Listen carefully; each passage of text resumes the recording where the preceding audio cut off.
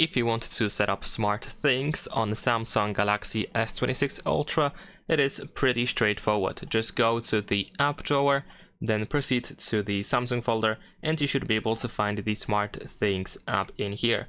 If you go here for the first time, you will need to go through the setup, which is really simple. Just grant all the necessary permissions that are provided over here. We have the introduction to the SmartThings app, which of course you can take a look at if needed. You can also skip in the upper right corner.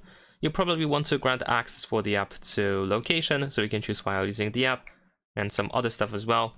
And there we go. Now we can start using the app. Now, to keep it short, you can use this plus button here in the upper right corner in order to add a device, add a service, create an automation or routine. You can also invite members that, for example, live with you in your home.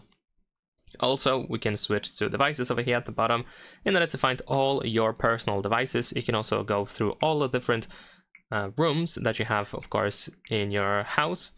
And if you tap on these three dots in the upper right corner, you can manage rooms in order to, for example, create a new room, delete some of them, and so on and so forth. For each room, you can assign a device. So if you go through there, you should be able to find the add device option or this plus once again in the upper right corner.